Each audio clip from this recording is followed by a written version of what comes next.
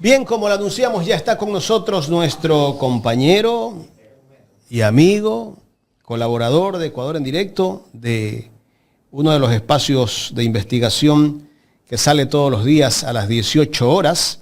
Se trata de Andrés Durán, el chochólogo. Lo ponemos en pantalla. Todavía no lo tenemos.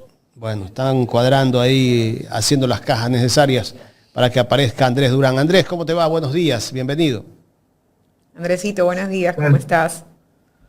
¿Qué tal, mi querida Moni? ¿Cómo estás? Un gusto saludarte. Bella como siempre, mi querido Jaimito, ¿cómo estás, amigo? Un abrazo fuerte desde la carita de Dios. Excelente. Hermano, yo me imagino que debe estar un poco cabreado, porque ayer el contenido del chochólogo, seguramente por orden de arriba, lo bajaron de YouTube. Pero ya está acostumbrado, creo, Andrés, a que la información que él entrega de manera directa sea atacada, precisamente porque lo que se intenta es que esta información no llegue a la ciudadanía, es decir, que no sea conocida. Bueno, sí, yo creo que es importante decirle a la audiencia que nosotros hemos estado sufriendo ataque tras ataque en estos últimos días. Me han hecho campañas de difamación en redes sociales. Hay una paginita por ahí en TikTok que se hace llamar Código Rojo, que también anda diciendo que yo recibo y recepto 2 salarios. Uno como asesor legislativo y otro como funcionario de Radio Pichincha. A mí me causa mucha gracia esto, porque hace más de 2 años que dejé de laborar en Radio Pichincha y hace 2, 3, ya van a ser 3 meses que dejé de laborar en la Asamblea Nacional para respetar lo que dice la norma, para respetar lo que dice también la Ley Orgánica del Servicio Público. Yo fungía como asesor legislativo y tuve que, por supuesto, poner la renuncia correspondiente para poder aceptar la candidatura por el movimiento Reto Renovación Total Lista 33. Y en el caso de Radio Pichincha, hace más de 2 años que no trabajo en Radio Pichincha. Le tengo mucho cariño, es un espacio al que le debo mucho, en el que crecí profesionalmente, en el que todavía tengo gente que me sigue y que de hecho la hemos traído a este medio de comunicación, a Ecuador en Directo, al Chochólogo. Entonces, fíjate tú, las campañas de difamación, el acoso en redes sociales, hay personajes, no voy a dar el nombre, pero hay por ahí un gordito poco agraciado, y no lo digo por su peso, sino para que más o menos tengan la referencia, que también me menciona todos los días en sus contenidos digitales. Pero bueno, si te metiste a soldado hay que aprender a cargar el fusil. Entonces es lo que nosotros hemos aceptado, nos hemos mojado el poncho desde la primera vez que asumimos el compromiso de dar testimonio en tiempos difíciles. Como dice Mónica, ya estamos acostumbrados a que nos bajen los chismesazos, las investigaciones, que nos denuncien, que nos acosen en redes sociales, que nos abran investigaciones previas por presuntos delitos de intimidación desde la clandestinidad. Imagínense esto, o sea, una persona privada de la libertad me denuncia a mí por el presunto delito de intimidación. Y resulta que esta persona privada de la libertad es propietario del medio digital La Data. O sea, esas son las cosas que en este país no tienen ningún tipo de sentido y asidero. Pero aquí estamos, comprometidos cada vez más, y obviamente para entregarles datos perturbadores, y espero que con la voluntad del pueblo ecuatoriano, fiscalizaciones, porque el pueblo necesita conocer qué es lo que está sucediendo. Necesitamos un diagnóstico de lo que sucede, sobre todo en el campo en el cual yo me he venido especializando los últimos años, que es en el tema de la inseguridad y la delincuencia. Antes de entrar a hablar un poco de cómo va el camino de la campaña, sobre todo en el distrito que tú representas, en la provincia de Pichincha, y tomando lo que has manifestado, ¿qué hace que una persona que tiene, en este caso, tú tienes tu trabajo, tienes tus funciones, te gusta lo que haces, decides como joven, porque evidentemente eres un joven que incursiona en la política, ingresar a dar la cara, por decirlo así, sacarte las gafas y decir, aquí está Andrés Durán, yo soy el chochólogo, he trabajado todo este tiempo en entregarles información veraz, en entregarles información que a lo mejor no sale en los medios de comunicación, pero de repente sentir esta respuesta, estas amenazas que te dicen lo que tú acabas de decir, si te metiste a soldado, entonces tienes que aprender. Pero más allá de eso, Andrés, es lo que muchas personas te dicen. Ah, si te metes a la política y te pasa algo, entonces ¿para qué te metiste a la política? ¿Por qué hoy en día esta elección de participar o no activamente en la política tiene que verse como si participas en la política, entonces acepta la difamación, acepta los calificativos, acepta que te destruyan la vida, acepta muy probablemente que acaben con tu vida, acepta muy probablemente que termines difamado, perseguido, encarcelado si se quiere, o simplemente quédate en tu casa a silencio y no te metas? ¿Cómo tomó esa decisión Andrés Durán en este momento y sobre todo por todo lo que muy probablemente se te venga encima, ya se te está viniendo encima, y que es la reflexión que muchos jóvenes, muchas personas que quieren dar algo bueno al país, no lo hacen porque pues esto ya no es de valentías, es de sobrevivencia? Entonces es como yo no voy a exponerme ni a mí ni a mi familia a que me pase esto por querer ayudar a un país que muy probablemente no se quiere dejar ayudar. Mi querida Moni, voy a hablar con el corazón, que creo que es lo que pocos políticos hacen. Yo trato de ser siempre lo más sincero y a veces eso me ha traído muchos problemas, pero creo que es lo que el pueblo necesita y es mi personalidad, no la voy a cambiar. Evidentemente la política es un asco. En este país la política es un asco, se negocia tras bastidores, no se cumplen las palabras, se prometen y se generan deudas, se engaña al pueblo, se engaña a la sociedad. Y créeme que yo en los recorridos, porque he recorrido mi provincia, la conozco a mi provincia, modestia aparte también conozco mi país, conozco mi patria, la he recorrido a mi patria. Y lo que escucho también en las calles es esto, ¿no? O sea, todos prometen y el rato que llegan no cumplen. Y esa decepción que tiene la ciudadanía de la política es la que también me ha motivado a saltar el charco, a ensuciarme, a mojarme el poncho. Porque yo creo que la política no tiene por qué ser un asco. No tiene por qué ser un cúmulo de complicidades y arreglos por debajo de la mesa. No tiene por qué representar siempre intereses, de uno u otro lado. La política tiene que ser servicio, tiene que ser oportunidad de vivir para servir, no servirse. O sea, yo pienso eso, a mí me moviliza eso es lo que me ha llamado mucho la atención de la política, la posibilidad que desde tu estatus, desde tu metro cuadrado de capacidad de decisión, puedas cambiar la vida de personas que necesitan. Eso es lo que a mí me ha movilizado siempre. Pero lamentablemente hoy tenemos un país en absoluta descomposición, en anomia, decía Durkheim. Entonces, no tenemos una sociedad cohesionada. Por N factores, ¿no? Podemos hablar de los medios de comunicación, la polarización, el clivaje corrismo, anticorrismo, N factores. Pero sobre todo yo creo que los jóvenes somos los llamados a incursionar en la política. Y gracias por lo de joven, ¿no? 33 pírulos apenas.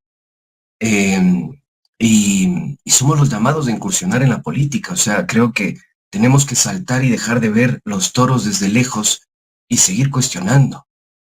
Ahora que lo vivo desde adentro, en muchas reflexiones societales digo, sí, tienen la razón. O sea, ahora entiendo por qué la gente se siente decepcionada de los políticos. Muchas veces no se cumple la palabra, muchas veces se promete, se dice algo y se termina haciendo otra cosa. No hay sindéresis, no hay, digamos, compromiso, no hay coherencia. Y eso a la gente le genera una profunda decepción. Entonces, claro, yo ahora tengo otra posición otro nivel de exposición. Y estoy dispuesto a asumirlo siempre y cuando el trabajo que también hagan los medios de comunicación, los colegas periodistas, sea súper riguroso. Mira, yo no puedo decirte el día de mañana, me invento, el presidente de Nigeria es narcotraficante, si yo no tengo los documentos para hacer tremenda afirmación. Yo no puedo decirte esa persona robó si yo no tengo los documentos o al menos indicios, hechos sociales que a mí me permitan construir un caso de estudio. Pero en este país se hace eso, y constante y sistemáticamente. me han acosado en redes sociales, yo tengo un guagua chiquito, tengo familia como cualquier ecuatoriano, o sea, imagínate, ¿qué pasa si eso llega a los ojos de mi hijo? ¿Qué pasa si eso llega a los ojos de mi madre, de mis familiares? Y yo creo que hay que hacer un llamado de atención también en ese sentido, humanizar.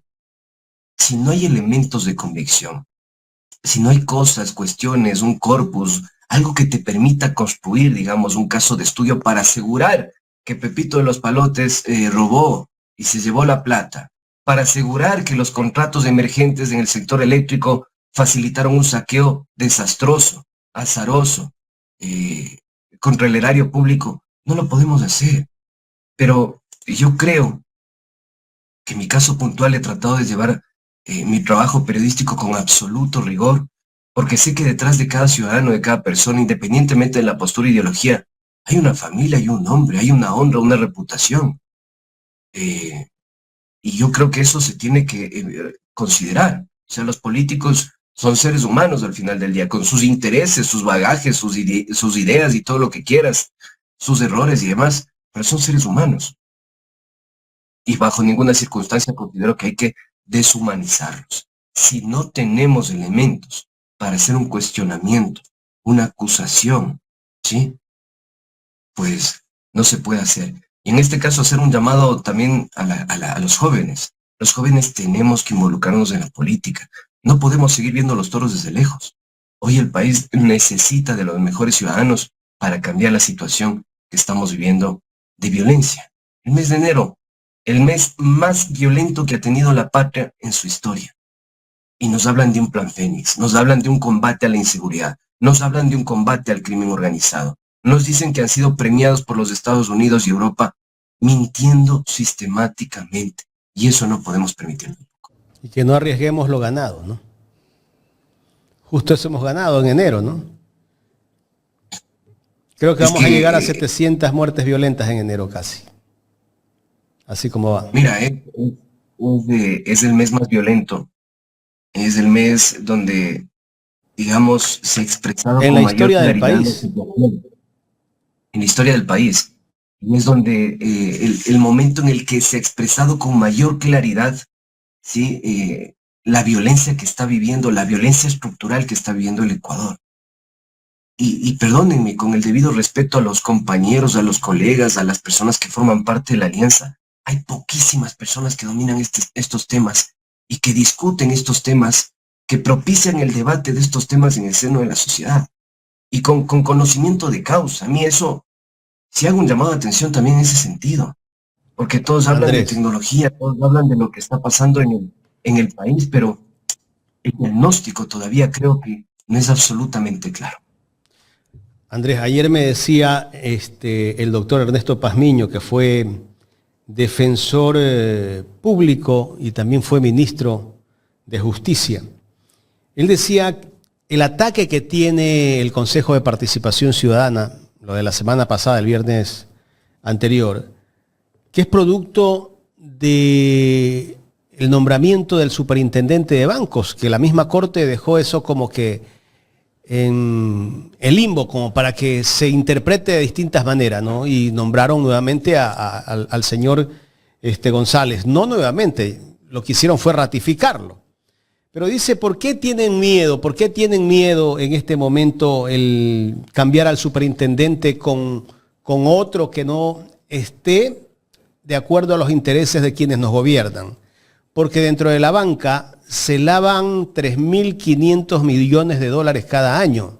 Entonces, no quieren que vaya un superintendente que controle al sistema financiero.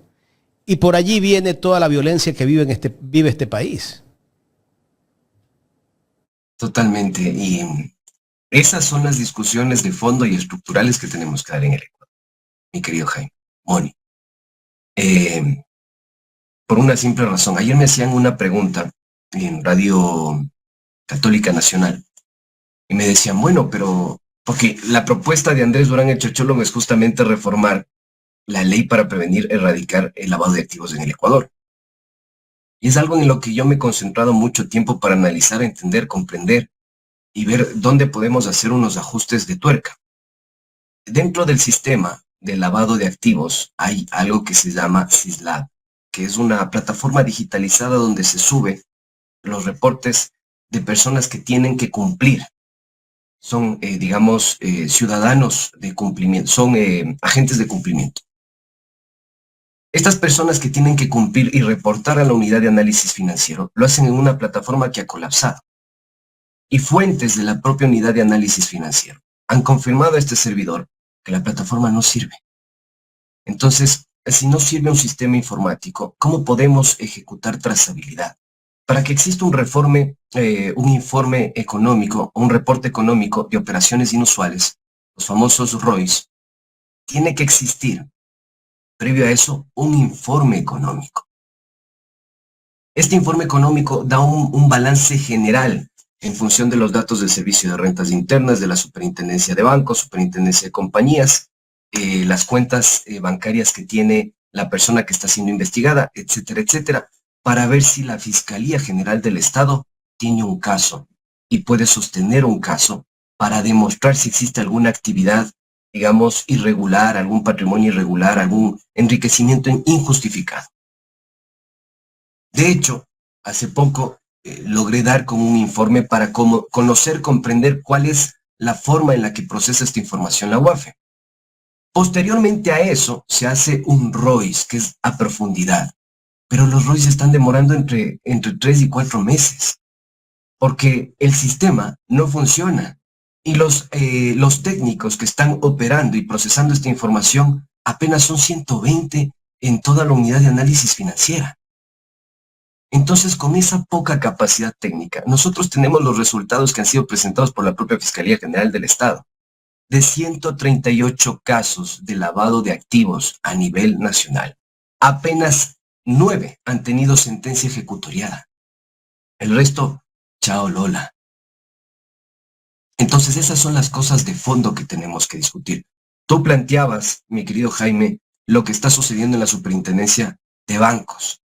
Yo lo que estoy proponiendo en la reforma es generar una mesa de coordinación donde esté el CIES, el Servicio de Rentas Internas, la Dirección Nacional para la Prevención del Lavado de Activos, la Unidad de Análisis Financiero, la Superintendencia de Bancos, para que con un nuevo sistema informático la trazabilidad de reportes económicos inusuales o sospechosos sea en tiempo real y la Fiscalía recepte esa información en tiempo real y pueda procesar en caso de que exista, digamos, elementos de convicción.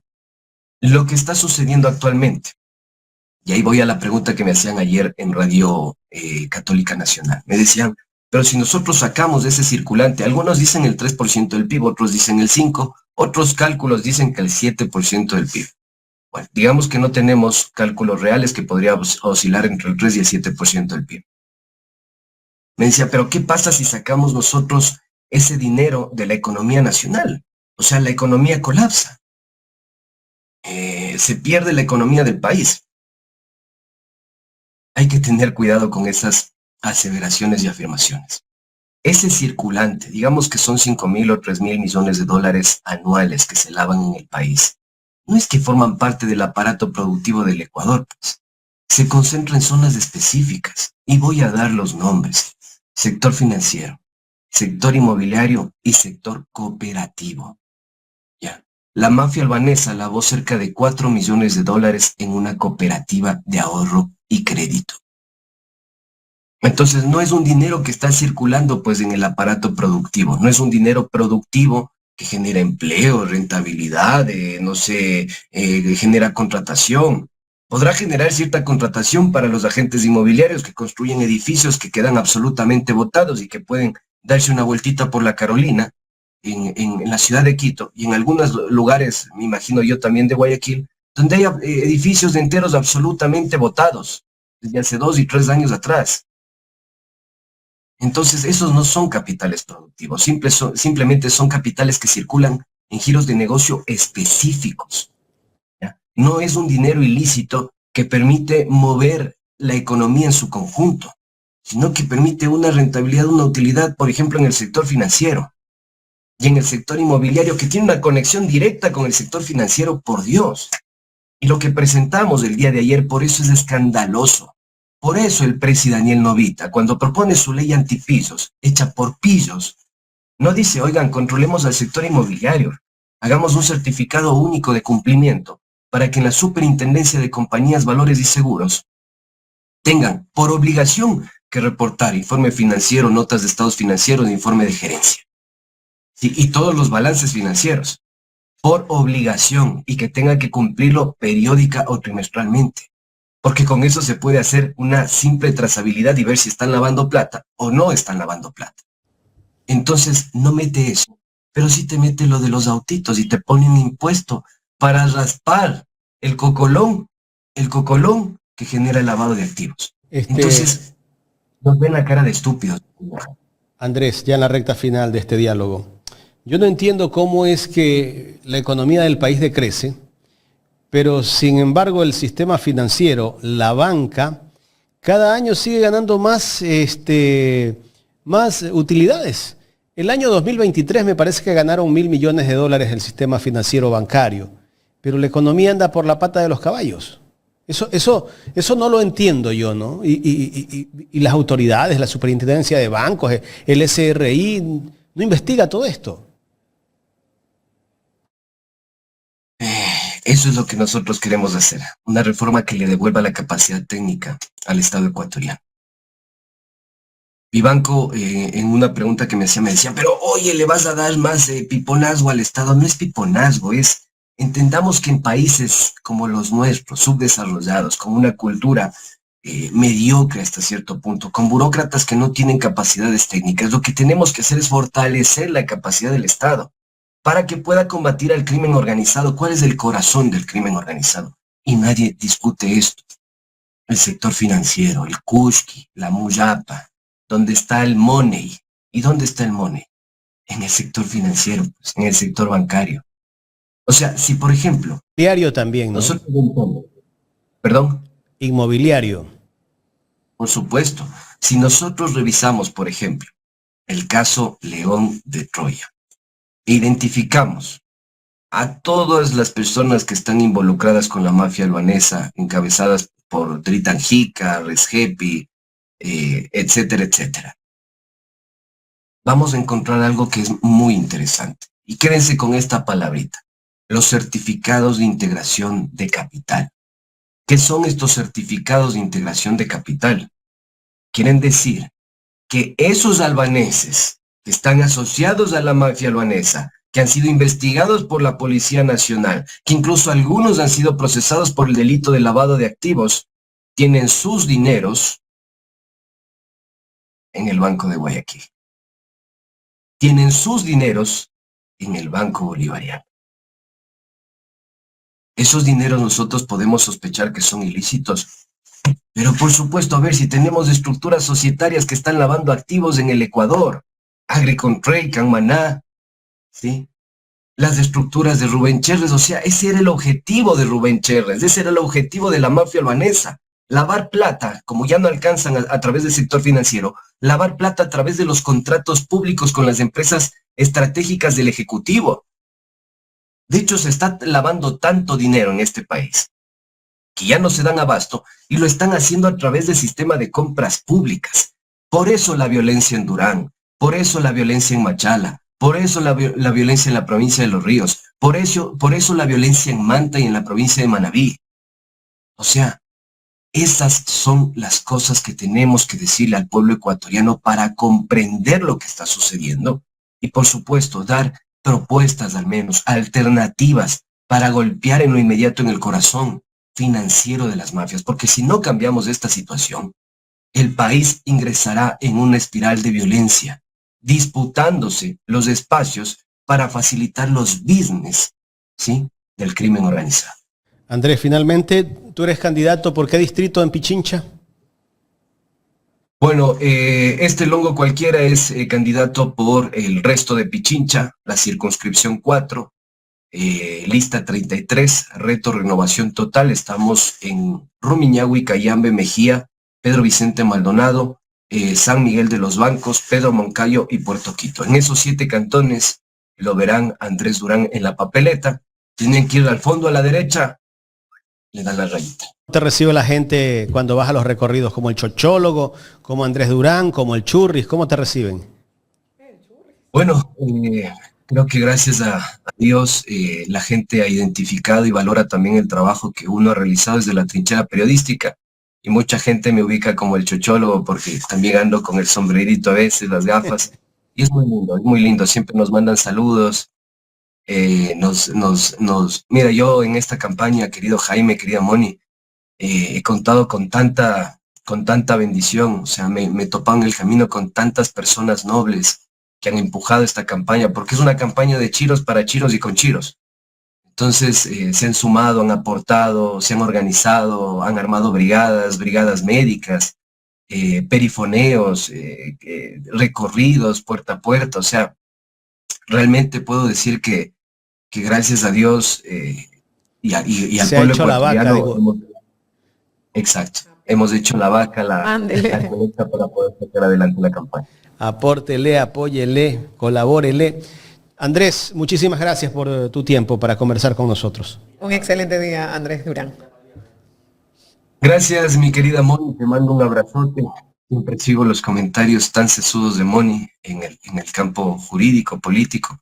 Gracias a ti, mi querido Jaime, por el espacio. Y decirles a ustedes, finalmente, mis queridos chochólogos, este 9 de febrero nos jugamos la vida. Y hay que elegir bien frente a una disyuntiva. La posibilidad de revivir este país o la posibilidad de que nos entierre. Piensen, razonen, infórmense, que sea un voto absolutamente consciente, porque el país nos necesita. Los abrazo fuerte, muchas bendiciones y ustedes se quedan con las conclusiones. Gracias a Andrés Durán, candidato a asambleísta por Pichincha, por Reto, conversando con nosotros nuestro compañero de El Chochólogo.